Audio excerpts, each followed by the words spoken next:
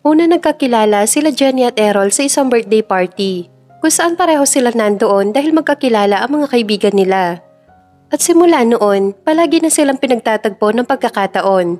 Naging magkaibigan sila hanggang sa niligawan siya ng binata at hindi nagtagal ay kaagad din niya itong sinagot. Naging maganda naman ang takbo ng kanilang relasyon dahil ramdam ni Jenny kung gaano siya kamahal ni Errol. Sa katunayan nga niyan ay ang dami na kaagad nilang mga pangarap, kabilang na dito ang pagpapakasal.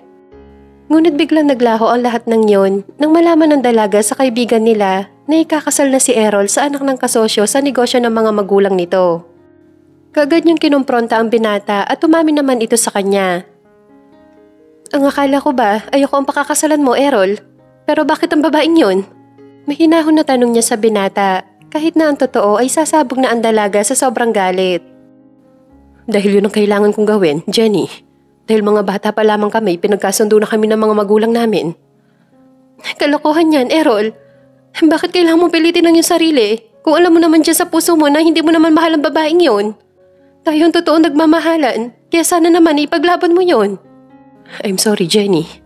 Ngunit hindi ko magagawang suwayin ng mga magulang ko, lalo na si Daddy. Ano? Kung ganun, paano naman ako, Errol? Saan ako lulugar sa buhay mo? Hindi ko rin alam, pero isa lang ang sigurado ako. Mahal na mahal kita, Jenny. Kung totoo mahal mo talaga ako, hindi ka magpapakasal sa kanya. Ako ang pakakasalan mo dahil tayo ang totoo nagmamahalan. Tangi malalim na pagbuntong hininga na lamang ang narinig ni Jenny sa binata na ikinatulo ng mga luha niya. Wala na nga siya nagawa na magpakasal si Errol kay Monique, ang babaeng gusto ng mga magulang nito sa binata. Masakit man, ngunit nasaksihan mismo ng dalaga na ikasal ang lalaking pinakamamahal niya. Patakbo nilisan niya ang simbahan kung saan kinakasal si Errol. Upang makalimutan ng lalaki ay kailangan niya magpakalayo-layo sa lugar kung saan malayo siya rito. Samantala, labag man sa kalooban ni Errol ay napilitan siyang pakasalan si Monique dahil yun ang gusto ng mga magulang nila. Umayos ka nga, Errol, nakakahiya sa mga bisita. Bulong sa kanya ni Monique na may kasamang diin. Paano ako aayos kung alam ko naman sa sarili ko na ang babaeng pinakasalan ko ay hindi ko naman talaga mahal? Pareho lang tayo, Errol. Kaya please lang, huwag mo kong ipapahiya sa mga kaibigan ko, lalong-lalo na sa pamilya ko. Sa halip na sagutin niya si Monique ay basta na lamang niya itong iniwan. Nagmamadaling sumakay ng kotse ang binata, balak niyang puntahan si Jenny, ang babaeng mahal niya. Pagdating niya ng apartment na inuupahan nito, ay sakto naman nakita niya itong palabas bitbit ang dalawang maleta. Nagtataka niya nilapitan ng dalaga habang nakatuon ang mga mata niya sa mga maleta nito. Aalis ka? Saan ka pupunta? Sa lugar na malayo sa'yo, Errol. Sa lugar na makakalimutan ka agad kita. Iiwan mo ko? Bakit? Bakit, Errol? Ano bang inaasahan mo, ha? Mananatili ako sa tabi mo? Kahit na may asawa ka na? Oo, dahil tayo ang totoong nagmamahalan. Oo, tayo nga ang totoong nagmamahalan. Pero anong ginawa mo, ha? Tinuloy mo pa rin ang pagpapakasal sa Monique na yon habang ako'y nasasaktan na sobra. Hindi lang ikaw ang nasasaktan, Jenny. Dahil maging ako man ay nasasaktan din. Mahal kita pero wala akong magawa kundi ang magpakasal kay Monique kahit na ayaw ko. Hindi na rin napigilan ng binata ang umiyak sa harapan ni Jenny. Ginusto mo yan, Errol. Dahil kung totoong pinapahalagahan mo ang pagmamahalan natin, ay may choice ka para hindi matuloy ang kasal nyo. Pero anong ginawa mo? Hinayaan mo lang na matuloy ang kasal nyo. Dahil lang totoo, gusto mo rin siyang pakasalan. Sumbat sa kanya ng dalaga habang patuloy pa rin itong umiiyak. Nilapitan niya ito at niyakap ng kahigpit. Please, Jenny, huwag mo kong iiwan. Hindi ko kakayanin kapag nawala ka sa akin. Pangako, gagawin ko ang lahat para makawala ka agad ako kay Monique. Huli na ang lahat dahil nagpatali ka na sa kanya. Baka nga ito na ang kapalaran natin, Errol. Masakit man ngunit kailangan natin tanggapin na hindi tayong para sa isa't isa. Bumitiw sa pagkakayakap niya ang dalaga at pinagmasdan siya nitong mabuti. Masaya ako nakilala kita na minsan ay nagmahalan tayong dalawa. Babaunin ko na masayang alaala mga araw na masaya tayong magkasama. Dasal ko na sana maging maligaya ka sa piling ni Monique. At sana wag na magtagpo ang mga landas natin. Nang sa ganun hindi na tayo masaktan pang muli. Hindi, Jenny. Hindi ako papayag na umalis ka. I'm sorry, Errol. Pero buo na ang desisyon ko. Sana maintindihan mo ko. Dahil ginagawa ko to para mabilis tayo makamove on. Paalam. Malaking hakbang ang ginawa ng dalaga para makalayo kaagad kay Errol bago pa magbago ang isip niya. Malalaking hakbang ang ginawa ng dalaga para makalayo kaagad kay Errol bago pa magbago ang isip niya. Masakit para sa kanya na iwan ang binata, ngunit yun ang dapat niyang gawin dahil may asawa na ito at ayaw niyang makasira ng pamilya. Napahagulgol na lamang ang binata nang tuluyang nawala sa kanyang paningin si Jenny. Hindi niya kakayanin na tuluyan itong mawala sa kanyang buhay. Nanatili lamang siya doon at nagbabakasakali na baka bumalik ang dalaga. Ngunit hanggang sa nagdilim na ay walang Jenny na bumalik. Kung hindi pa siya doon sinundo ni Monique ay wala pa siyang balak na umuwi ng bahay nila. Ano bang ginagawa mo, Errol? Gusto mo ba malaman ng buong mundo na nagkukunwari lamang tayo? Oo, dahil yun naman talagang totoo, di ba? Na kaya tayo nagpakasali dahil sinusunod natin ang mga magulang natin. Alam ko na pareho lang tayong napipilitan, Monique. Pero bakit hindi ka nagsalita? Hinayaan mo lang ang mga magulang natin na ipakasal tayong dalawa. Bakit akong sinisisi mo? Wala ka rin namang ginawa. Kaya huwag mo akong sisihin dahil pareho lang tayong dalawa. Alam mo kung ano dahilan ko, Monique. Dahil may sakit sa puso si Daddy. At ayoko na atakihin siya ng dahil lamang sa akin. Magsisihan man tayong dalawa ngayon. Ay wala na dahil tapos na. Kasal na tayo. Hindi na lamang kumibo si Monique para hindi na humaba pa ang pagtatalo nila. Kahit magsisihan man sila ay tapos na. Mag-asawa na sila ngayon. Samantala, nagulat pa ang mga magulang ni Jenny nang bigla na lamang siya sumulpot sa kanila, bitbita lahat ng mga gamit niya. Anak, Jenny, ano nangyari sa'yo? Bakit biglaan ang pag-uwi mo rito? At bakit dala mo ang mga gamit mo? Ani ng ina niyang si Aling Linda. Oo nga anak, may problema ba? Natanggal ka ba sa trabaho? Segunda naman ang itay niyang si Mang Mario. Sa halip na sagutin niya ang mga tanong ng mga magulang, ay pinili na lamang niya ang umiling. Wala po, gusto ko lang pong umuwi rito sa atin. Kasi sobrang miss na miss ko na po kayo. At saka bala ko na po dito na lamang magtrabaho para hindi na ako malayo sa inyo. Pagsisinungaling ng dalaga sa mga magulang dahil ayaw niya mag-alala ang mga ito sa kanya. Simula na makabalik ang dalaga sa kanila ay tumulong na lamang siya sa kanilang mini grocery para kahit papano ay makapagpahinga ang inay niya. Isa pa para mabilis niyang makalimutan si Errol. Pero kahit anong gawin niya ay hindi talaga ito mawala-wala sa isipan niya. Ano yung tawag at text dito sa kanya? Ngunit pinili na lamang niya na i-block ito para tumigil na ang lalaki sa kakatawag. Sobrang sakit ang ginawa nito sa kanya, ngunit kailangan niyang tanggapin na hindi para sa kanya ang lalaki. Samantala, simula nang umalis si Jenny ay walang ginawa si Errol kundi ang magpakalunod sa alak. Pakiramdam niya ay wala nang dahilan pa para mabuhay siya. Dahil wala na ang babaeng totoo niyang iniibig. Iniwan na siya nito at tuluyan ng kinalimutan. Naaawa naman si Monique habang nakikitang sinisira ng lalaki ang buhay nito nang dahil lamang sa pag-alis ni Jenny. 5 buwan na ang nakakalipas simula nang kinasal sila ni Errol at 5 buwan na rin na walang direksyon ang buhay nito. Mahirap man para sa kanya ay kumilos na siya bago pa mahuli ang lahat. Ipinahanap niya kung saan nakatira si Jenny at hindi naman nagtagal ay kaagad niyang nalaman. Wala na siyang inaksayang sandali, kaagad siya nagtungo ng Cebu para kausapin si Jenny tungkol kay Errol. Nagulat pa nga ito na makita siyang akmang pagsasarahan na sana siya nito ng pinto nang pigilan niya ang dalaga. Hindi ako nagpunta rito para makipag-away sa'yo, Jenny. Nandito ako para makiusap sa'yo. Makiusap na ano? Bumalik ka na ng Maynila, balikan mo na si Errol. Bakit mo to sinasabi sa akin ngayon? Matapang niyang tanong kay Monique. Dahil naawa ko kay Errol at alam ko na ikaw lang ang kailangan niya. Hindi to madali para sa akin, Jenny, pero para kay Errol gagawin ko. Bakit mo nga ba to ginagawa, ha? Tapatin mo ko. May gusto ka ba kay Errol? Kaya pumayag ka magpakasal sa kanya? Tanong niya sa babae habang hindi inaalis ang tingin rito. Natahimik naman bigla si Monique at tumingin ng diretso kay Jenny. Ano ba sinasabi mo? Wala akong gusto kay Errol. Kaya kami nagpakasal dahil dun sa kasunduan ng mga magulang namin. Look, Jenny, ako na nga nagmamagandang loob na tulungan kayong dalawa. Bakit para lumalabas na ako pa ang masama rito? Hindi mo ako masisisi. Dahil kung talagang ayaw mo ay may paraan naman para tumanggi. Pero pareho lang kayo ni Errol. Wala kang ginawa, hinayaan niyo lang na makasal kayong dalawa. Hindi na naitago pa ni Jenny ang sakit na nadarama sa harapan ni Monique. Uulitin ko, Jenny. Hindi ako nandito para makipag-away sa'yo. Nandito ako para makiusap na bumalik ka na. Balikan mo na si Errol. Mahinahon nitong tugon sa kanya.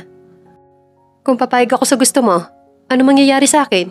Saan ako lulugar sa buhay ng asawa mo? Hindi ko rin alam ang sagot. Pero saka na natin yun isipin. Ang mahalaga ay bumalik ka na sa kanya. Malalim na napabuntong hininga si Jenny. Oo, gustong-gusto niyang bumalik dahil mahal na mahal niya si Errol. Pero iniisip niya kung babalikan niya ang lalaki, saan siya lulugar sa buhay nito. Ayaw naman niya maging kabit sa paningin ng maraming tao. Pero ano nga ba ang dapat niyang gawin? Naguguluhan siyang tumingin kay Monique na nakaupo sa upuan nilang kahoy habang hinihintay nito ang kasagutan niya. Sa huli ay nanaig pa rin ang pagmamahal niya kay Errol. Kahit mali ay susugal siya para sa pagmamahal niya sa lalaki. Nilapitan niya si Monique. Tumikhim muna siya bago nagsalita. Pumapayag na akong bumalik para kay Errol. Wika niya kay Monique. Nakita niya ang pagliwanag na mukha nito dahil sa sinabi niya. Thank you, Jenny. So ano, sasabay ka na ba sa akin? Pabalik ng Maynila? Nakangiti nitong tanong sa kanya. Hindi pa. Mauna ka na. Susunod na lamang ako. Kailangan ko pa kasi magpaalam sa mga magulang ko. Okay, naintindihan kita. Tawagan mo na lamang ako kapag nakabalik ka na ng Maynila para malaman ko. Ibinigay sa kanya ni Monique ang cellphone number nito na tinanggap naman niya. Hindi na nagtagal si Monique at kaagad na rin itong umalis dahil may trabaho pa raw ito na kailangan harapin sa Maynila. Samantala, habang nasa biyahe ay tahimik lamang si Monique. Malalim ang iniisip niya kaya naman hindi niya napansin ang tawag sa cellphone galing kay Errol. Iniisip niya ang kahihinatnan ng ginawa niya. Kung may maganda nga bang maidudulot yun sa kanilang tatlo o problemang haharapin nila. Sa totoo lang ay hindi na rin siya makapag-isip ng tama dahil sa awang nararamdaman para kay Errol. Mahirap man para sa kanya ay siya na mismo ang lumapit kay Jenny para pabalikin ito sa buhay ng asawa niya. Makalipas ang mahigit 1 oras na biyahe ay nakalapag na rin ang eroplanong sinasakyan niya. Mabuti na lamang at nandoon na ang driver niya kaya hindi na siya naghintay pa ng matagal doon. Saan po tayo, ma'am? Tanong sa kanya ni Mang Isko. Sa bahay na muna tayo. Ang Sir Errol mo, nasa bahay ba? Opo ma'am, lasing na naman si Sir. Malalim siya na pabuntong hininga.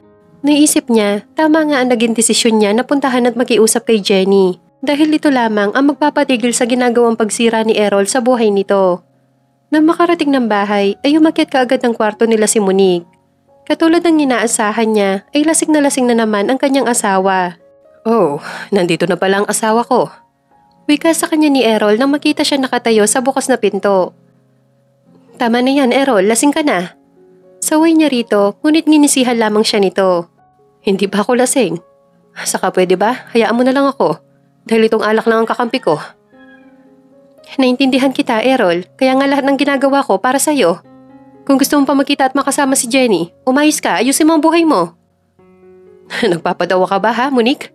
Wala na si Jenny, iniwan niya na ako. Dahil nagpakasal ako sa'yo, kahit na siya ang mahal ko. Wala nang saysay ang buhay ko kung hindi ko makakasama ang babaeng mahal ko. Masakit man para sa kanya na marinig mula kay Errol kung gaano nito kamahal si Jenny ay wala naman siya magawa dahil yun ang totoo.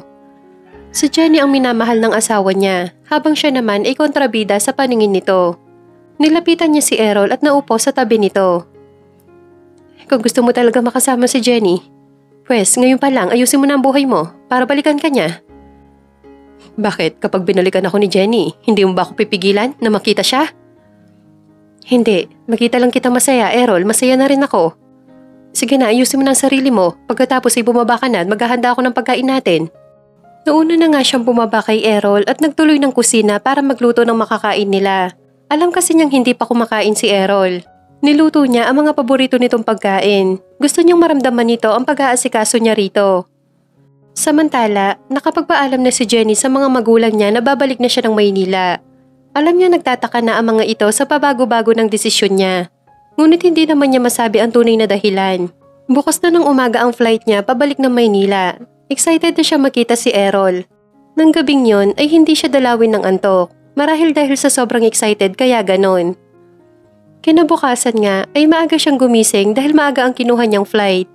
Ihahatid sana siya ng mga magulang sa airport, ngunit tumanggi siya. Ayaw kasing maabala at mapagod pa ang mga ito ng dahil lamang sa kanya. Pagkababa ng eroplano ay kagad niyang tinawag ang numero ni Monique para ipagbigay alam sa babae na nasa airport na siya.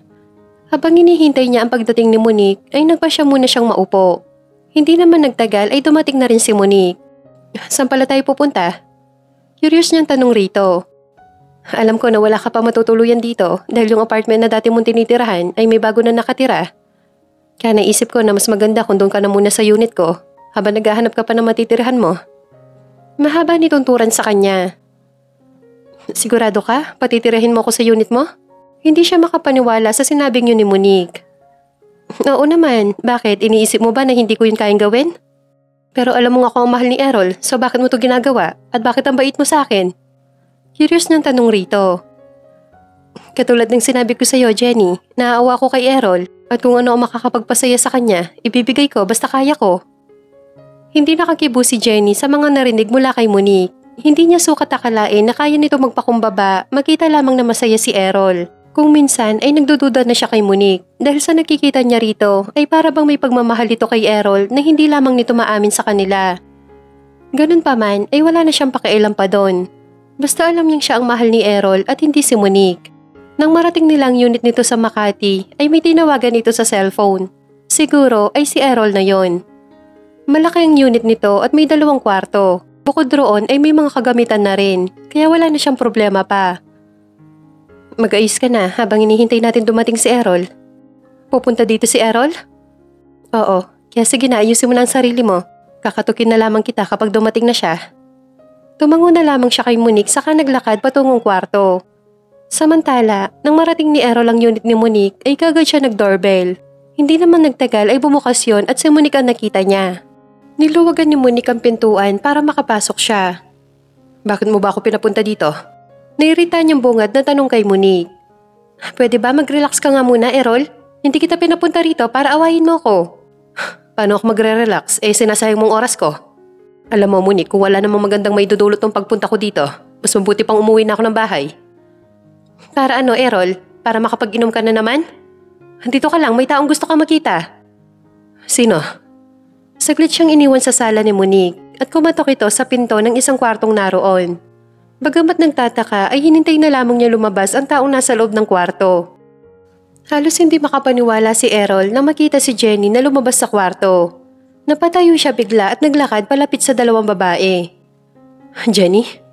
Sampit niya sa pangalan ng dalaga. Nakangiti itong tumingin sa kanya. Sa labis na tuwa ay patakbo niya niyakap ang dalaga habang nangingilid ang mga luha sa kanyang mga mata. Thanks God, bumalik ka. Bumalik ako para sa'yo, Errol. Dahil na-realize ko na hindi ko pala kayang mabuhay na malayo sa'yo. Dahil sa narinig niyang yon mula kay Jenny ay bumitaw siya sa pagkakayakap rito at mabilis na siniil ito ng halik sa labi. Samantala, mapait na napangiti si Monique na makita kung paano halikan ni Errol si Jenny. Dahil hindi naman siya kailangan ng dalawa, kaya pinili na lamang niya ang umalis roon. Total, hindi naman pansin ang presence niya. Pagkasakay ng kotse, ay doon pa lamang niya pinakawalan ang mga luhang kanina pa pinipigilang pumatak. Ilang minuto din siyang umiyak para mailabas ang nararamdamang sakit. Nang masiguro niyang okay na siya, ay saka pa lamang niya ini-start ang makina ng kotse. Ipinasya niyang umuwi na lamang ng bahay dahil nawalan na siya ng ganang magtrabaho. Pagkarating ng bahay ay dumiretso kaagad si Monique sa kwarto at naupo ng kama. Habang nakaupo ay nahagip ng tingin niya ang kanilang wedding pictures na nakasabit sa dingding. Pilit na pilit roon ang ngiti ni Errol, bagay na alam naman niya ang dahilan nito. Tumayo siya at kinuha ang mga photo album na naroon sa ilalim ng cabinet. Isa-isa niya itong binuklat at napangiti siya na makita ang mga pictures nila ni Errol kuha yon ng mga bata pa sila. Magkababata silang dalawa at halos sabay na lumaki. Matanda lamang sa kanya ng 3 taon si Errol. Sa murang edad niya noon na 12 anyos pa lamang ay alam niya na sa kanyang sarili na hindi lang kaibigan ang tingin niya kay Errol, kundi higit pa roon. At nakumpirma nga niya yon nang tumuntong siya ng high school. Kaya naman halos magtatalon siya sa tuwa nang malaman mula sa mga magulang niya na si Errol ang lalaking itinakda ng mga ito sa kanya. Dahil yun daw ang kasunduan ng mga ninuno nila nung mga buhay pa ang mga ito. Ngunit nawala ang tuwang nadarama niya nang marinig mula mismo kay Errol na ayaw nito maging asawa siya. Dahil hanggang kaibigan lamang ang tingin nito sa kanya na labis niyang dinamdam. Ang akala niya dahil doon ay makakalimutan na niya ang lalaki. Ngunit habang tumatagal ng tumatagal ay mas lalo niya itong minamahal. Ngunit isang araw ay nalaman na lamang niya na may girlfriend na pala ito at walang iba kundi si Jenny. Nakita niya kung gaano kamahal ni Errol si Jenny na labis niyang kinainggit. Kahit alam niyang malabo nang matutunan siya nitong mahalin, ay wala pa rin siyang ginawa para tutulan ng kasal na gusto ng mga magulang nila. Ang akala niya ay sa pag-alis ni Jenny ay makukuha na niya ang puso ni Errol. Ngunit bigo pa rin siya. Kahit masakit para sa kanya, ay siya na mismo ang gumawa ng paraan para magkasama ang dalawa, habang siya ay nasasaktan ng sobra-sobra. Alam niya sa mga oras na yon ay masayang-masaya na ang dalawa. Upang pansamantalang makalimutan ng sakit na nadarama, ay tumayo siya at nagtungo ng minibar para doon ay uminom. Samantala, magkatabi nakaupo sina Errol at Jenny sa sofa habang hindi mawala-wala ang ngiti sa mga labi nila. Ang akala ko hindi mo na ako babalikan pa. But thanks God at naisipan mong bumalik. Dahil yun kay Monique, Errol. What do you mean? Pinuntahan niya ako sa Cebu at nakiusap siya sa akin na balikan ka.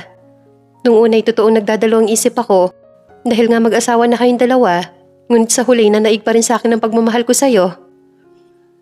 Pinuntahan ka sa Cebu ni Monique? Oo, bakit? Hindi mo ba alam yon? Hindi eh. Wala naman siya nababanggit sa akin tungkol sa'yo.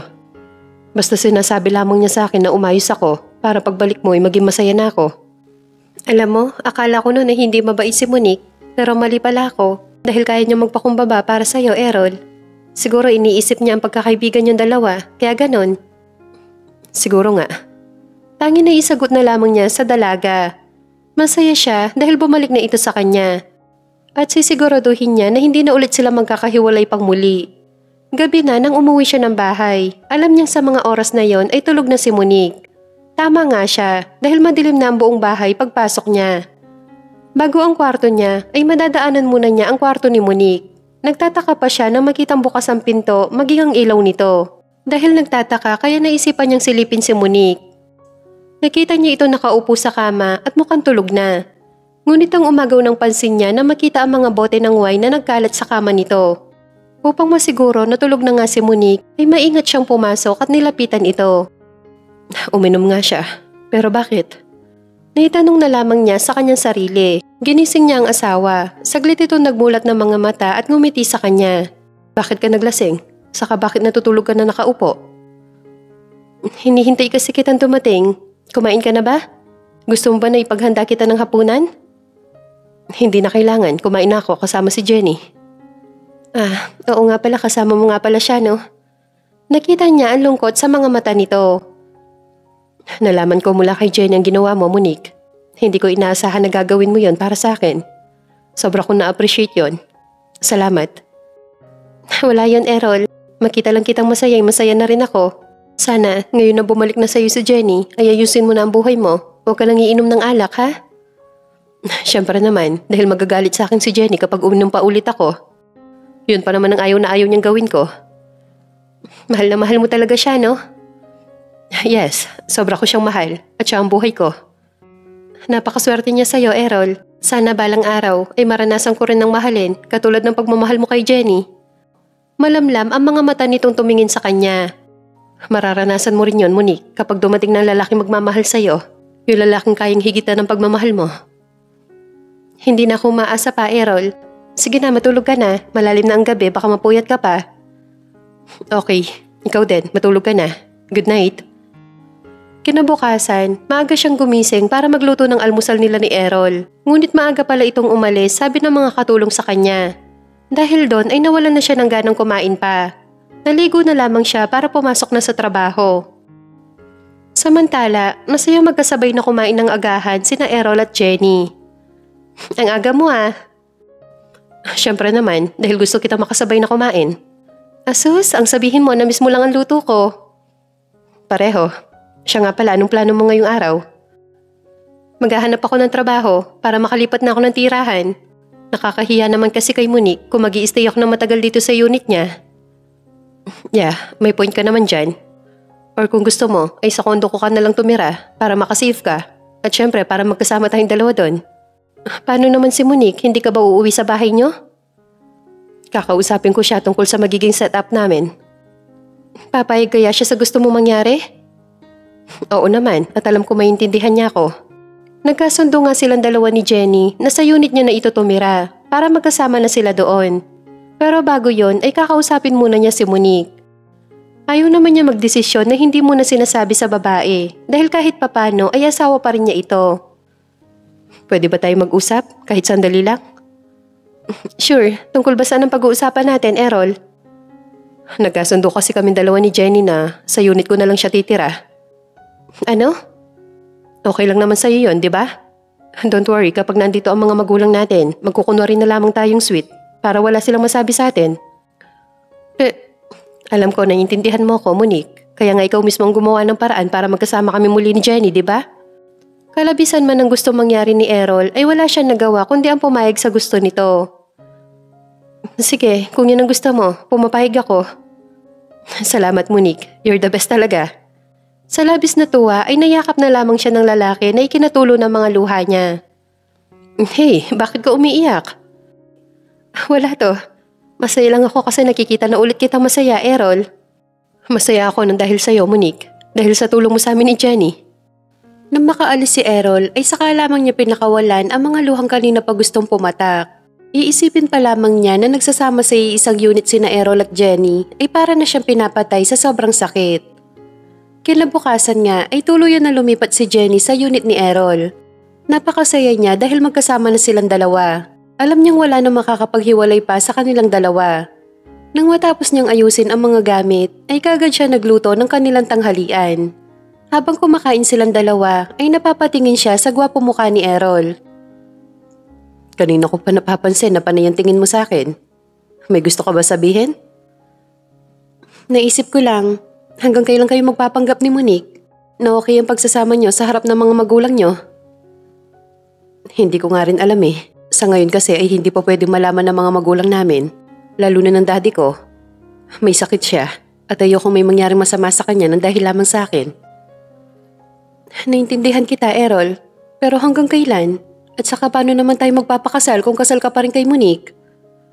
Huwag ka mag-alala. Gagawin ko lahat para mapaana lang kasal namin ni Monique. Pero hindi pa sa ngayon. Konting tiis muna, Jenny. Ang mahalaga ngayon ay magkasama na tayong dalawa. Okay? Tama si Errol. Ang mahalaga ay magkasama na sila. Kaya wala siyang dapat na ipag-alala pa. Kagad na naghanap ng trabaho si Jenny. At pinalad naman siya na matanggap bilang manager sa isang sikat na Filipino restaurant. Naging masaya ang pagsasama nila ni Errol. Masasabi niyang kasal at anak na lamang ang kulang sa kanilang dalawa para makumpleto sila bilang isang pamilya. Samantala, nagpatuloy naman ang buhay ni Monique. Kahit na nasasaktan pa rin siya sa kinahahantungan ng kanilang kasal ni Errol. Buong akala ng kanilang mga magulang ay masaya silang nagsasama bilang mag-asawa dahil yon ang sinasabi nila sa mga ito. Isang araw ay naging bisita niya ang mama niya, bagay na hindi niya inaasahan. Ma, kayo pala. Bakit hindi kayo nagsabi na pupunta kayo dito? Biglaan kasi anak dahil nawala rin sa isipan ko. Sa linggo na pala ang birthday ng papa mo at magkakaroon tayo ng salo-salo sa bahay. Ay, oo nga pala no. Sorry ma, nawala rin sa isip ko. Sobrang busy ko kasi ngayon eh. Ay naku Monique, pareho lang tayo. Mabuti na lang talaga at pinaalala sa akin ng ate mo dahil kung hindi, tiyak na magtatampo sa akin ng papa mo. Sandali, nasan ba si Errol? Lumabas mama, may bibilhin lang. Pagsisinungaling niya rito. Okay sige, hindi ko na rin siya mahihintay pa dahil kailangan ko pang mamili ng mga kakailanganin sa linggo. Basta pumunta kayo mag-asawa ha? Yes ma, darating po kami. Kaagad niyang tinawagan si Errol para sabihin rito na kailangan nilang pumunta sa birthday ng papa niya. Ngunit hindi naman ito sinasagot ang mga tawag niya. Dahil kailangan niya talaga itong makausap dahil Sabado na bukas kaya wala siyang ibang choice kundi ang puntahan nito sa unit nito. Nang marating niya ang unit ni Errol ay kagad siya nag-doorbell. Hindi naman nagtagal ay bumukas yon at si Errol lang nakita niya. Naka-boxer shorts lamang ito at wala itong saplot na pangitaas. Kaya kitang-kita niya ang mabalbon nitong dibdib pababa sa puso nito. Tumikhim muna siya bago nagsalita. Pakiramdam niya ay bigla nagbara ang lalamunan niya. Pinapasok siya nito sa loob at tinalok na maupo sa sofa. May kailangan ka ba? Oo, Errol. Kasi birthday ni Papa this coming Sunday. Inaasahan nila ang pagdating natin. Tinatawagan kita sa phone mo pero hindi mo naman sinasagot. Kaya pumunta na lamang ako dito. Sorry, busy lang. Sorry Monique pero may lakad kami ni Jenny eh. At hindi pwedeng i-cancel yon. Anong oras ba ang alis nyo? Maaga pa lang ng linggo ay aalis na kami. Pupunta kasi kami ng Tagaytay. Gusto kasi niya na doon kami magse-celebrate ng anniversary namin. Baka naman pwedeng agahan niyo na lang ang uwi para makahabol ka sa birthday ni Papa. Sorry, pero inalaan na namin ang araw na yon at Monday na ng tanghali ang balik namin. Okay, naintindihan ko. Sana mag-enjoy kayong dalawa. Advance happy anniversary sa inyo. Laylay ang balikat na lumabas siya ng unit ni Errol. Habang naglalakad ay hindi niya mapigilan ng maiyak. Hindi niya alam ang gagawin para mapagtakpan sa mga magulang kung bakit hindi makakapunta si Errol. Araw ng linggo, kahit wala si Errol ay nagpunta pa rin siya sa bahay ng mga magulang dahil gusto din niya makita ang papa niya. Kaagad niya itong niyakap at binati, saka iniabot rito ang regalo niya. Nasaan si Errol? Bakit hindi mo siya kasama? Ani ng kanyang ama. Sorry papa, pero may biglaan kasing inisikaso si Errol, kaya hindi siya makakapunta rito. But don't worry, hindi naman niya nakalimutan ng gift niya sa'yo. Iniabot niya rito ang isa pa regalo na binili niya para hindi ito magtampo kay Errol. Tuwang-tuwa ang papa niya na makita ang laman ng box. Habang kumakain sila, ay nagulat pa si Monique nang biglang dumating si Errol. Nagtatanong ang mga mata niyang tumingin rito. Ang sabi ni Monique ay may biglaan kang inasikaso. Mabutit natapos mo kaagad. Oo papa. Kaya ito, nakahabol pa rin ako sa birthday celebration mo. Tamang-tama, samahan mo akong mag-inom ngayon. Sure, pa. Nang maiwan silang dalawa sa sala ay nilapitan niya si Errol. Ang akala ko ba'y Monday pa ng tanghali ang balik niya ni Jenny? Yap, pero na sinabi ko sa kanya na birthday ngayon ng papa mo, ay siya na nagsabi na umuwi na lang kami para makahabol ako. Talaga? Pakisabi sa kanya, thank you. Sure, makakarating sa kanya. Salamat rin sa pagtatakip mo sa akin sa pamilya mo, lalong-lalo na sa papa mo. Wala yon, Errol. Nag-inuman nga ang papa niya at si Errol. Siyempre, sumali na rin silang dalawa ng mama niya. Dahil hindi naman talaga siya sanay uminom, kaya madali siya nalasing. Sinabi sa kanya ni Errol na ito na lamang ang maghahatid sa kanya sa bahay nila. Dala ng kalasingan ay nakatulog na pala siya ng sasakyan. Kaya binukat na lamang siya ni Errol hanggang sa kanyang kwarto. Salamat sa paghatid sa akin. Nakapikit niyang wika rito. Walang problema. Paano, aalis na ako? Medyo late na rin kasi baka hinihintay na ako ni Jenny. Pwede ba dito ka muna? Samahan mo ako hanggang sa makatulog ako. Gustuhin ko man, Monique, pero hindi pwede. Dahil ba kay Jenny? Yes. Alam mo, naiinggit ako kay Jenny kasi mahal na mahal mo siya, Errol. Samantalang ako ay wala. Ano ba sinasabi mo, Monique? Kakapalang ko lang mukha ko, Errol. Habalasing pa ako at may lakas na loob pa akong sabihin sa'yo to. Ano yon? Pwede mo ba akong angkinin? Kahit ngayong gabi lang? Please? Ano ba sinasabi mo? Hindi kita maintindihan. Naguguluhan na sagot ni Errol. Halikan mo ako, Errol. Utos niya sa lalaki. Ngunit nanatili lamang nakatingin sa kanya si Errol. Nagtatanong ang mga mata nito. Mula sa pagkakahiga ay bumangon si Monique. Naupo siya sa tabi ni Errol at nakipagtitigan rito. Ngayong gabi lang, gusto kitang maramdaman. Please? Pakiusap niya sa lalaki. Monique, sampit nito sa pangalan ng asawa. Hinalikan niya si Errol sa mga labi nito, ngunit nagmistula itong tuod. Wala siya natanggap na response galing rito. Naiiyak na binitawan ni Monique ang mga labi nito at tumayo. Ngunit maagap siya nitong hinila, dahilan para mapaupo siya sa kandungan ng lalaki. Pinaglandas nito ang isang kamay sa kanyang pisngi hanggang sa huminto yon sa mga labi niya.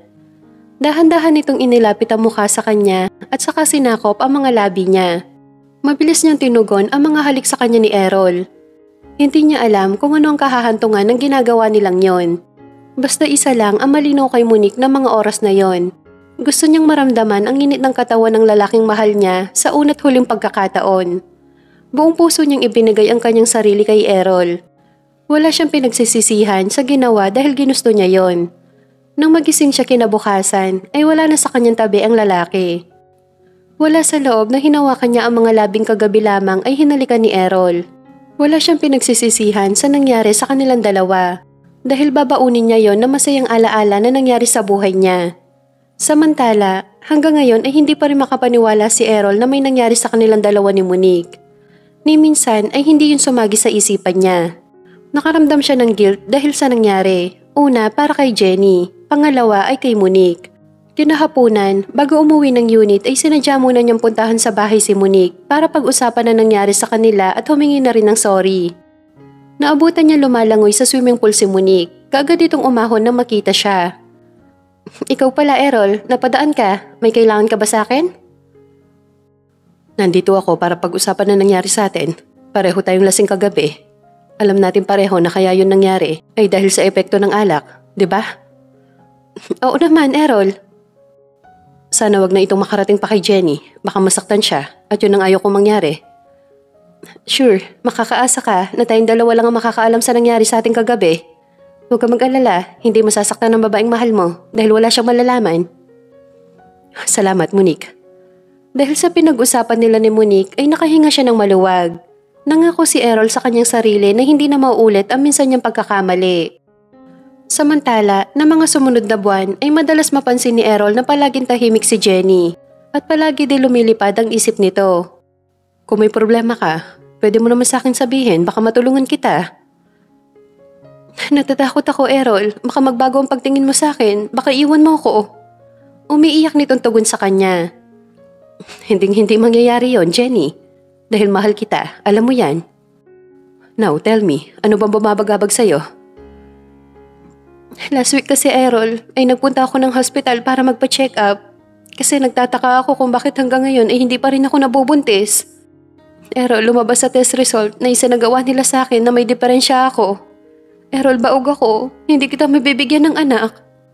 Tuluyan na nga ito napahagulgol sa kanyang harapan.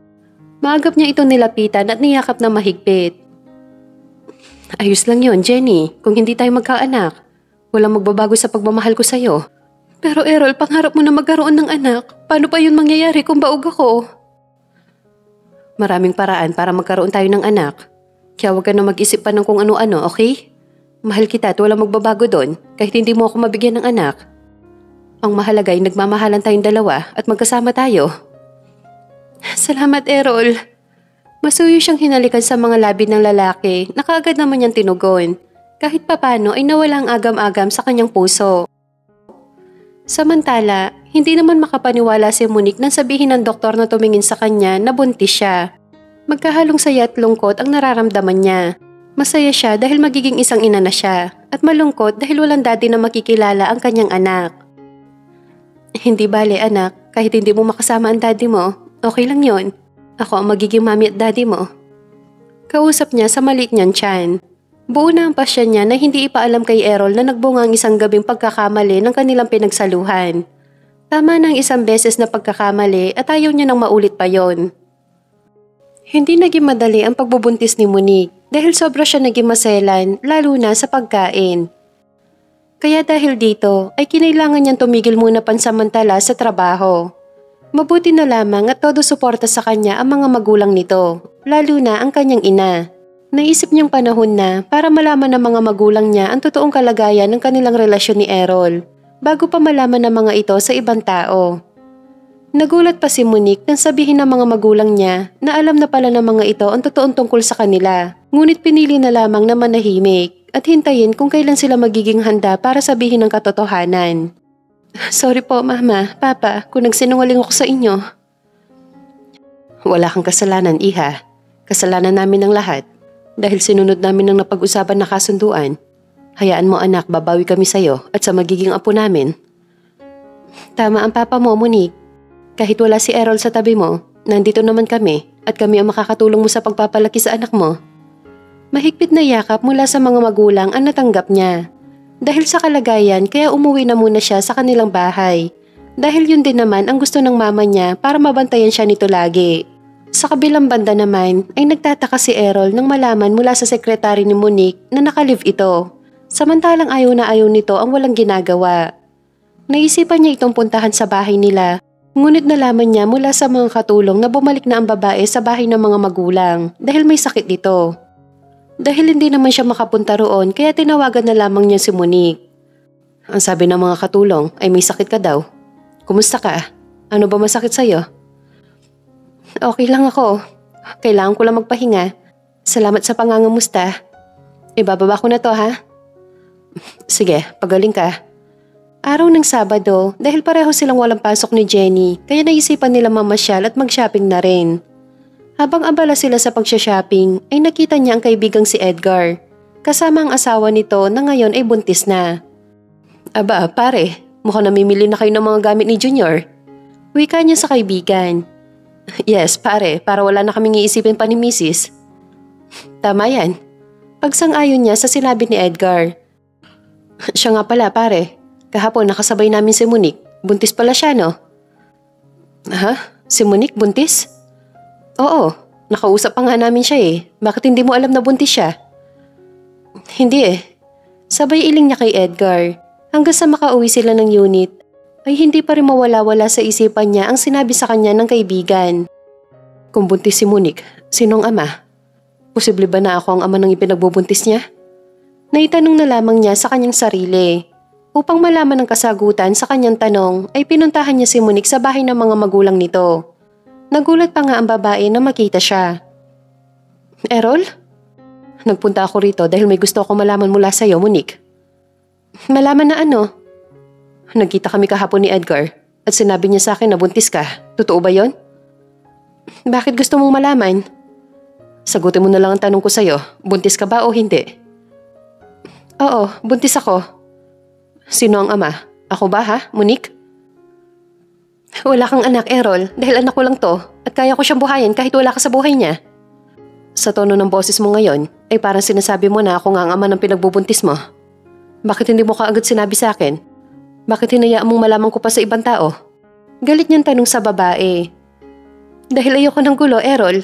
Masaya ka na kay Jenny at tanggap ko yon. Kaya mas mabuti pang kalimutan mo na lang na may anak ka sa akin. Balang araw ay makakabuo din kayong dalawa ni Jenny ng sarili niyong anak. Hindi naman natatamang ipagkait mo sa akin ang anak ko dahil anak ko rin naman yan. Pakiusap mo, Nick, hayaan mo ko maging ama ng anak natin. Pagsusumamo niya rito. I'm sorry, Errol. Ngunit nakapagdesisyon na ako at tungkol naman sa kasal natin ay handa na akong ipaanal yon. Ano? Sinabi ko na sa magulang ko ang totoong nangyari sa pagsasama natin. Kahit pala hindi ko sabihin sa kanila ang tungkol doon, ay matagal na pala nilang alam. Ano? Kung ganun, alam na rin ba na magulang ko ang tungkol dito? Yun ang hindi ko alam.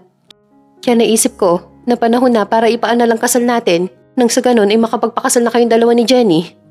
Hindi pwede, Monique. Alam mo naman ang dahilan ko, di ba? May sakit si Daddy. Kapag nalaman niya na maghihiwalay na tayo, ay baka mapano pa siya. Correction, matagal na tayong hiwalay. Kaya panahon na para putulin natin ang kasal na siya nag-uugnay sa ating dalawa para tuluyan na tayong maghimalaya. Hindi makapagsalita ang lalaki sa mga tinura ni Monique. Huwag kang mag-alala, Errol. Tutulungan kita magpaliwanag sa mga magulang mo. Nandito lang ako sa likuran mo bilang kaibigan. Sa totoo lang ay nanghihinayang siya dahil matagal na niyang pangarap na magkaroon ng anak. Ngunit tama si Monique. Masaya siyang sinalubong ni Jenny sa kaginawaran ng halik sa mga labi. Bakit ngayon ka lang? Kanina pa kita tinatawagan pero hindi mo naman sinasagot ang mga tawag ko. Sorry Jenny, naiwan ko kasi sa kotse ang cellphone ko. Kaya pala. Halika na sa loob, nagluto na ako ng paborito mong sinigang na hipon. Siya nga pala Jenny, nagkausap na kami ni Monique. Ready na siya na ipaanal ang kasal namin. Talaga, Errol? Oo. Oh my God, hindi na ako makapag-antay pa na maging asawa mo, Errol. Konting tiis na lang, Jenny. Malapit na. Labis ang tuwang nadarama ni Jenny na mga sandaling yon. Dahil sa wakas, malapit na matupad ang pangarap nila ni Errol. Ang maikasal at mga ngakong magmamahalan habang buhay. Isang araw, hindi sinasadyang nagkita sina Jenny at Monique sa isang mall. Nagulat pa si Jenny na mapagmasdanan siya ng babae. Buntis ka, Monique? Yes, 5 months na. Tipid nitong tugon sa kanya. Nakaramdam siya ng inggit dahil si Monique ay mararanasan nito maging isang ganap na ina, samantalang siya ay hindi. Congratulations! Tanging na isagot na lamang niya sa babae. Thank you, Jenny. Niyaya siya ni Monique na mag-snack na malugod naman niyang pinaunlakan. Monique, pwede ba magtanong? Sana wag mong masamain ang itatanong ko sa'yo. Sure, go ahead. Sino palang ama ng anak mo? Hindi mo siya kilala, Jenny. Saka nasa malayong lugar na ngayon ang ama ng anak ko. Okay. Masaya ako para sa'yo dahil magiging ganap na isang ina ka na. Samantalang ako, hindi. Malungkot niyang wika rito. Anong ibig mong sabihin? Hindi ko mabibigyan ng anak si Errol. Siguro ito ang karma ko kasi kahit alam ko na may asawa na si Errol, ay tinuloy pa rin namin ang bawal na relasyon. Oo, sa mata ng tao at Diyos ay masama ang ginawa niyo. Lalo ka na dahil nakiapid ka sa taong may asawa na. Pero sa mga mata niyong dalawa ay tama ang ginagawa niyo dahil nagmamahalan kayo.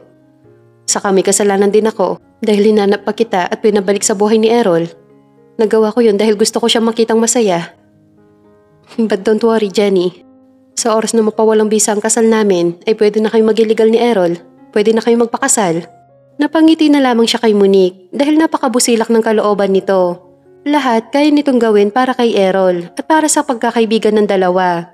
Nauna na lumabas ng mall si Monique habang siya ay dumaan pa ng supermarket para mamili ng mga kailangan nila sa unit. Pagkarating ng parking lot ay nakita niya si Monique na may kausap na babae. Marahil ito ang kanyang ina dahil magkahawig ang dalawa. Nagpasya siya lapitan ng dalawang babae. Ngunit napahinto siya bigla nang marinig ang pinag-uusapan ni na Monique. Bakit hindi mo pa sinabi sa Jenny na yon na si Errol ang ama ng pinagbubuntis mo? Hindi na kailangan, Mama. Ayoko ng gulo. Ang gusto ko lang ngayon ay katahimikan.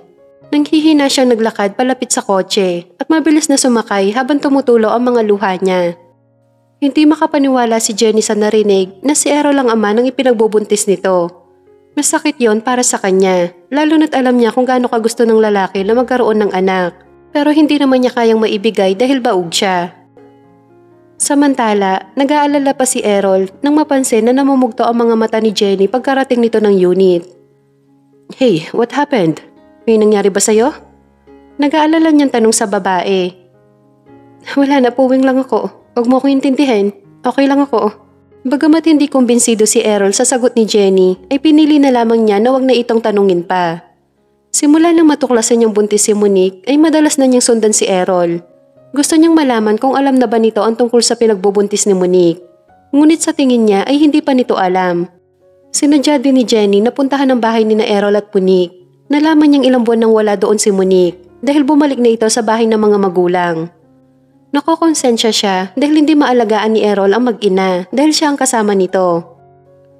Ilang araw niyang pinag-isipan kung ano ang tamang gawin. Sa huli ay isang desisyon ang nabuo sa kanyang isipan. Isang gabi, pag-uwi ni Errol galing trabaho ay nagtataka pa siya dahil madilim ang buong unit. Samantalang palagi nauunang umuwi sa kanya si Jenny. Nang makapasok ng unit ay kagad niyang binuksan ang switch ng ilaw. Ilang sandali pa ay nagliwanag ang buong sala. Isang sulat ang nakita niya nakapatong sa center table na kagad niyang kinuha at binasa. Alam ko na ang tungkol sa pagbubuntis ni Monique. Alam ko rin na ikaw ang ama. Mahal kita, Errol, at alam ko rin na mahal mo ko. Nalabis kong ipinagpapasalamat sa kabila ng pagiging baog ko ay hindi mo ko iniwan. Bagkus tinanggap mo ko ng buong buo at hindi nawala ang pagmamahal mo sa akin. Mahal na mahal kita, Errol, kaya panahon na para ibalik kita kay Monique sa babaeng totoong nagmamayari sa'yo. Balikan mo siya. Kailangan ka niya at ang anak niyo. Huwag mong hayaan na lumaki ang anak mo na walang makikilalang ama. Huwag mo na akong hanapin pa dahil hindi mo rin naman ako makikita. Pabagsak na naupo sa sahig si Errol habang umiiyak. Hindi niya inaasahan na iiwan siya ni Jenny. Denial niya ang numero ni Jenny ngunit nakapatay na ang cellphone nito. Inis niyang ibinato ang kanyang cellphone, dahilan para mabasag at maglikha ng ingay. Magdamag niyang hinintay si Jenny, umaasa siyang magbabago ang isip nito at babalik siya. Ngunit hanggang sa nag-umaga ay walang Jenny na bumalik. Dahil sa pag-iwan sa kanya ng babae ay muling gumuho ang kanyang mundo. Nawalan siya ng ganang mabuhay. Napabayaan ang trabaho maging ang sarili. Tanging pag-iinom lamang ng alak ang ginagawa niya maghapon at magdamag. Nang malaman ng mama niya ang ginagawa niya sa kanyang sarili ay kinausap siya nito. Naintindihan kita, anak, na si Jenny ang mahal mo. Ngunit hindi pa katapusan ng mundo. Huwag mong sayangin ang buhay mo para lamang sa kanya. Isipin mo ang anak mo kay Monique. Ilang buwan na lang ang hinihintay at makikita na natin ang anak mo. Nahimasmasan siya bigla sa sinabing yun ng kanyang ina. Tama ito. May anak pa siya na kailangan ng pagmamahal niya bilang ama. Naisip niya kaya nagparaya si Jenny para ituwid niya ang tama at yun ang gagawin niya para hindi masayang ang pagsasakripisyo nito. Kagad niyang pinuntahan si Monique para kausapin tungkol sa kanila. Ano sabi mo? Gusto mo magsama tayo bilang mag-asawa? Oo, Monique. Gusto kong bigyan ng kumpletong pamilya ang anak natin. Gusto kong ituwid ang pagkakamali ko. Gagawin ko lahat para maging mabuting asawa sa'yo at ama sa anak natin. Kung ginagawa mo to dahil sinabi ni Jenny, ay huwag mo nang gawin pa. Kung gusto mong magpakaama sa anak natin, sige, hahayaan kita. Hindi kita pipigilan dahil may karapatan ka naman bilang ama ng anak natin. Pero hindi ako makikisama sa'yo, Errol. Ayoko mamalimos ng pagmamahal sa'yo. Gusto ko kung magsasama man tayo bilang mag-asawa ay dahil mahal mo ko. Hindi yun dahil sinunod mo lamang ang sinabi ni Jenny. Pagod na akong umasa na mamahalin mo rin ako. Dahil kahit anong gawin ko, si Jenny pa rin ang nag-iisang babaeng nagmamay-ari ng puso mo. Ano ba sinasabi mo, Monique? Hindi kita maintindihan. Napakamanhid mo talaga. Hindi mo ba nararamdaman na kaya ko ginagawa ang lahat para sumaya ka ay dahil sa pagmamahal ko sa'yo? Sa tingin mo ba, kaya ako nagpakasal dahil lamang sa pesteng kasunduan na yon? Hindi, Errol. Nagpakasal ako dahil sa pagmamahal ko sa'yo. Pero ano nangyari? Halos nagpakalunod ka sa alak at magpakamatay dahil sa pag-iwan sa'yo ni Jenny. Ginawa ko ang lahat para hanapin siya at ibalik sa'yo. Kasi sa tuwing nakikita kita nasasaktan, ay dobleng sakit ang nararamdaman ko. Sinisisi ko ang sarili ko kaya ka naging miserable. Katangahan man pero hinanap ko pa rin si Jenny at nakiusap ako sa kanya na balikan kanya. Napakasakit nun para sa akin. Ngunit lahat ng yon tiniis ko o makita lang kitang masaya. Nung magdesisyon kang umalis ng bahay para magsama na kayo ni Jenny, ay wala kang narinig mula sa akin na tumutol ako kasi nga gusto ko maging masaya ka. Tapos ngayon gusto mo maging isang pamilya tayo? Dahil yun ang gusto ni Jenny para hindi masayang ang pagsasakripisyo niya? Paano naman yung sinakripisyo ko? Tuluyan na nga napahagulgol si Monique ng mga sandaling yon. Hindi makapagsalita si Errol. All this time ay hindi niya maramdaman na mahal siya ni Monique. Ang buong akala niya ay kaibigan lamang ang turing nito sa kanya. I'm sorry, Monique. Hindi ko alam. Paano mo lalaman? Puro ka Jenny. At hanggang ngayon si Jenny pa rin ang iniisip mo. Bulyaw sa kanya ni Monique. Monique, wala na tayong pag-uusapan pa, Errol. Malaya kang maging ama sa anak natin at hindi kita pipigilan dahil karapatan mo yon bilang ama. Laylay ang balikat na umuwi ng unit si Errol at pabagsak na naupo sa upuan. Hanggang ngayon ay hindi pa rin siya makapaniwala sa nalaman mula kay Monique na mahal siya nito. Naisip niyang ganun ba talaga siya kamanhid para hindi maramdaman ang pagmamahal nito? Napangiti bigla si Errol habang hawak ang kanyang dibdib at hindi mawala-wala ang ngiting yon. Manhid ka na nga, Errol, ang tanga pa. Hays! Sermon niya sa sarili. Samantala, ipinagtapat naman ni Monique sa kanyang mga magulang ang napag-usapan nilang dalawa ni Errol. Maging ang gusto sana nitong mabuo sila bilang isang pamilya. Bakit mo naman tinanggihan, anak? Ayaw mo ba na mabuo kayo bilang isang pamilya? Ani sa kanya ng mama niya. May point naman ang mama mo, Iha. Hindi ba yun ang pangarap mo? Segunda naman ng kanyang ama. Siyempre po, gusto. Pero sana gagawin niya yon dahil gusto niya. Hindi dahil utos ni Jenny. Malalim na napabuntong hininga si Monique habang inaalala ang napag-usapan nilang dalawa ni Errol. Hindi niya matanggap na kaya lamang nito gusto na magsama sila ay dahil yun ang gustong mangyari ni Jenny. Matatanggap pa sana niya kung sarili nitong desisyon. Ang kaso ay hindi. Lahat nakasalalay kay Jenny. Maging ang paghinga ata ni Errol ay nakasalalay na rin sa babae. Mapait siyang napangiti. Napabulong na lamang siya na sana siya na lang si Jenny. Para siya ang mahal ni Errol. Nasa ganun siyang isipin, nalapitan sila ng katulong. Sinabi nitong nasa labas si Errol at gusto siyang makausap. Kahit ayaw niyang harapin ng lalaki ay hindi pwede. Ayaw naman niya maging bastos rito. Pagbaba ay naabutan niya si Errol na nakaupo. Ngumiti ito na makita siyang pababa ng hagdan. Bakit nandito ka? Hindi pa ba malinaw sa'yo naging pag-uusap natin? Hindi pa. Dahil hindi mo pa naririnig ang side ko. Sa totoo lang, Monique, ay labis akong nagulat sa ipinagtapat mo sa akin.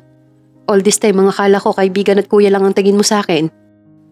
Dahil sa kamanhiran at katangahan ko, ang daming panahon nang nasayang para sa atin dalawa. What do you mean? Naguguluhan niyang turan sa lalaki. Mahal din kita, Monique. Matagal na. Ngunit ng araw na magtatapat sana ako sa'yo ng feelings, ay narinig kitang kausap ang mga kaibigan mo at tinutokso ka nila sa bagong transfer sa university niyo. Nakita ko rin ang padalhang kanya ng mga bulaklak. Nakita ko kung gaano ka nun kasaya. Kaya inisip ko na wala akong pag-asa sa'yo na hanggang kaibigan at kuya lamang ang tingin mo sa akin. Simula nun, pinilit kitang kalimutan. Ngunit bigo ako, Monique. Dahil hindi ka maalis-alis dito sa puso ko. Hanggang sa nakilala ko sa Jenny. Mabait siya. Napapangiti niya ako sa tuwing magkasama kami. Nagpa siya ako ligawan si Jenny. Kagad naman niya akong sinagot. Oo, naging masaya ang relasyon namin at aaminin ko na totoong minahal ko siya. Ngunit isang araw, kinausap ako ng mga magulang ko para sa kasunduan. Hindi ko alam kung ano magiging reaksyon ng mga oras na yon. Kung magiging masaya ba ako dahil sa wakas magiging akin ka na? O tututol dahil may Jenny ako masasaktan? Sa huli ay sinunod ko pa rin ang mga magulang ko, hindi dahil sa natatakot akong mapahamak si Daddy, kundi dahil makakasama na kita, Monique. Alam mo ba, ang saya-saya ko nun. Wala akong marinig na pagtutol galing sa'yo. Kaya dahil doon ay umasa akong mamahalin mo na ako. Pinalabas ko na sinisira ko ang buhay ko para mapansin mo ako. Pero anong ginawa mo? Hinanap mo si Janet at ibinalik sa akin. Doon ko na-realize na wala ka talagang pagmamahal para sa akin. Kaya naisip ko na ituloy na lamang ang relasyon namin ni Jenny kasi alam ko kung gaano niya ako kamahal. Hanggang sa nagsama kami ni Jenny, wala akong narinig mula sa'yo. Kundi okay, Errol. Sige, Errol. Yan ang mga sagot mo palagi sa akin. Pero nang gabing hiniling mo sa akin na may nangyari sa atin dalawa, sa totoo lang ay nagulat ako. Inisip ko na epekto lamang yun ng alak, kaya hindi ka agad ako nakasagot. Pero hindi ko pala kaya, Monique, kasi ang tagal ko nang pinangarap na mahalikan at maangkin ka. Naisip ko na sasayangin ko pa ba ang pagkakataong yun? Kaya sinungabang ko na ang pagkakataon na may mangyari sa atin. Hindi dahil sa lasing ako, kundi dahil gusto ko, dahil mahal pa rin kita. Ang akala ko'y tuluyan na nawala ang pagmamahal ko sa'yo. Pero hindi pala, dahil ang totoo nandito ka lang sa puso ko. Hindi ka nawawala. Talaga, Errol? Mahal mo rin ako? Hindi ka nagbibiro? Oo, Monique. Totoo lahat ng mga sinabi ko sa'yo. Mahal kita, matagal na. Ang pong akala ko'y nakalimutan ko na ang pagmamahal ko sa'yo. Ang akala ko na ibaling ko na lahat kay Jenny. Pero mali pala ako dahil nandito ka lang sa puso ko, Monique. Nakatago sa isang sulok. Nakakainis ka. Bakit ngayon mo lang sinabi sa akin? Tignan mo tuloy, ang daming panahon na nasayang para sa atin. Sorry, hindi ko naman alam na mahal mo pala ako. Tignan mo nga ang pinanggagawa mo. Ikaw pa talagang gumawa ng paraan para pabalikin sa akin si Jenny. Paano hindi ko yun gagawin? Sinisira mo kaya ang buhay mo. Siyempre mahal kita, kaya lahat kaya kong gawin para sa'yo. Para sumaya ka. Ang akala mo ba'y hindi masakit yun para sa akin? Sobrang sakit noon, Errol. Pero lahat tiniis ko dahil sa pagmamahal ko sa'yo. Palabas ko lang yun kasi ang totoo gusto kong mapansin mo ako at alagaan. Sabi ko nga nun sa sarili ko, kahit ata magpakamatay ako sa harapan mo ay hindi mo pa rin ako mapapansin. Naiiyak na natatawa si Monique sa nalaman mula kay Errol. Sino ang mag-aakala na mahal pala nila ang isa't isa at sa galing nilang magtago ng nararamdaman ay walang nakahalata ni isa man sa kanila. Patakbo niyang niyakap ang lalaki habang umiiyak sa labis na tuwa. Nang bumitiw siya rito sa pagkakayakap ay masuyo nitong hinalikan ang mga labi niya. Wala siyang inaksayang sandali. Buong puso niyang tinugon ang mga halik nito sa kanya. Natigil lamang ang paghahalikan nilang dalawa nang marinig ang mga ingay ng mga magulang niya. Natatawa lumayo si Monique sa lalaki at hinarap ang mama at papa niya. Masaya kami at okay na kayong dalawa. Sana, Errol, ito nang huling beses na paiiyakin mong unikahihan namin. Dahil kung hindi, hindi mo na makikita mag-ina mo. Ani ng papa niya kay Errol. Pangako po, hindi na masasaktan si Monique. Simula ngayon wala na akong ibang gagawin kundi ang mahalin ng mag-ina ko. Dapat lang, Errol, dahil yun ang dapat mong gawin. Ani naman ng mama niya. Sinundo na nga siya ni Errol at bumalik na silang dalawa sa kanilang bahay. Sa totoo lang ay naninibago siya, lalo na ngayon na magkatabi na silang dalawa sa iisang kama. Kamuntik pang mapatili si Monique nang bumukas ang pinto ng banyo at mula roon ay iluwa si Errol na bagong ligo. Napalunok pa siya bigla na maglakad dito palapit sa kanya. Bakit namumula mukha mo? Namumula ba? Oo, pati tenga mo. Oh my God, nabwa-blush ba ako? Naibulong na lamang niya sa sarili. Huwag mo nang itago, Monique. Alam ko na nagbablush ka. Uy, hindi Nagulat pa ang babae nang bigla siyang hapitin sa bewang ni Errol sabay bulong. Ngayon mo sa akin sabihin, yung sinabi mo sa akin nung gabing lasing ka. Nakita niya pa ang pagngisi nito sa kanya. Ha? Anong sinabi ko? Maang niyang tanong kay Errol kahit nang totoo ay alam naman talaga niya ang sinasabi nito. Asus, kunwari ka pa. Sabihin mo na, huwag ka na mahiya. Tayong dalawa lang naman na nandito. Saka pagbibigyan naman kita. Hoy Errol, grabe ka Naisantinig na lamang niya sa asawa habang natatawa. Bakit? Hindi na ba pwede? Hindi na, saka na lang kapag lumabas na si baby. Ang tagal pa nun Malapit na yon, huwag kang apurado. Natiis mo nga ng maraming taon ngayon pa kaya? Sa bagay. Sa gulat niya ay bigla na lamang nitong inangkin ang mga labi niya na mabilis naman niyang tinugon.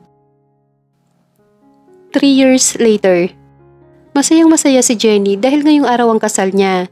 Sa wakas, matutupad na ang pangarap niyang maikasal sa lalaking mahal niya.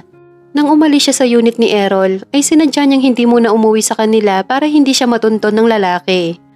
Sa tulong ng kaibigan niyang si Aida, ay nakapagtrabaho siya sa Dubai bilang caregiver. Doon na rin niya nakilala si Nathan, na isang doktor. Naging magkaibigan silang dalawa hanggang sa naligawan siya ng lalaki na kalaunan ay sinagot na rin niya. Makalipas ang 1 taon ay niyaya siya nito magpakasal na kaagad naman niyang tinanggap. Napagkasunduan nilang dalawa ni Nathan na dito sa Pilipinas magpapakasal para makasama niya ang mga magulang sa espesyal na araw ng buhay niya. Ang akala niya noon ay si Errol ang lalaking itinakda para sa kanya. Ngunit hindi pala dahil ang totoo ay si Nathan ang para sa kanya. Wala na siyang balita kay Errol at ayaw na rin niya magkita pa sila para wag na maalala ang tungkol sa nakaraan nilang dalawa. Ipinagdarasal na lamang niya na sana maging masaya ito sa piling ni Monique at ang anak nito. Samantala, mahigpit na yakap ang natanggap ni Errol galing sa kanyang anak. "Daddy, may surprise sa'yo si Mami." "Wow, talaga? Ano naman kaya yon?" "Secret daw po muna, sabi ni Mami. Saka na lang daw sa birthday mo." Napapaisip na tumingin si Errol kay Monique na abala sa paghahanda ng kanilang hapunan. Nilapitan niya ang asawa at sabay ninakawan ng halik sa mga labi. "Ang sabi ng anak natin may surpresa ka daw sa akin. Ano ba yon?" "Surprise nga, di ba?" Mataray nitong tugon sa kanya. "Alam ko pero gusto ko na talaga malaman kung ano yon." "Bukas mo pa malalaman dahil bukas pa naman ang birthday mo." Napapakamot na lamang siya ng ulo na naupo. Napapansin niya nitong mga nakarang araw na madaling mainis si Monique. Pero kapag nasa trabaho naman siya ay tawag ito ng tawag at pinapauwi siya. Nagtataka siya sa biglaang pagbabago ng mood nito. Mga halik ni Monique ang nagpagising sa kanya ng umagang yon. "Happy birthday, love." Bati nito sa kanya. "Thank you." "Talagang gumising ka ng ganito kaaga para lang batiin ako? Napaka-sweet mo talaga." Wika niya sa kakinintilan ng halik sa pisngi ang babae. "Siyempre dahil excited akong sabihin sa'yo kung ano ang birthday gift ko." "Ay, oo nga pala no. Kagabi ko pa yung tinatanong sa'yo. Ano pala regalo mo sa akin?" "Buntis ako, love. Madadagdagan na ang pamilya natin." Masayang wika ni Monique na ikinangiti naman niya. "Talaga, buntis ka, love?" "Oo, love. Galing ako ng hospital kahapon. Kaya pala palagi mainit ang ulo ko dahil buntis pala ako. Sana pagpasensyahan mo muna ako kung palagi kitang natatarayan." "Naintindihan kita. Dahil dyan mas lalo kitang iingatan at aalagaan." "I love you, love." "I love you too." Tugon niya sa asawa. Akmang hahalikan na sana siya sa mga labi ni Errol nang bumukas ang pinto at ang anak nila ito. Sumampa ito ng kama at malambing na yumakap sa kanilang dalawa. Wala na mahihiling pa sa Panginoon si Monique dahil ibinigay na nito ang pangarap niya masayang pamilya at ngayon ay madadagdagan pa. Nakangiti niyang hinalikan sa pisngi ang kanyang mag-ama.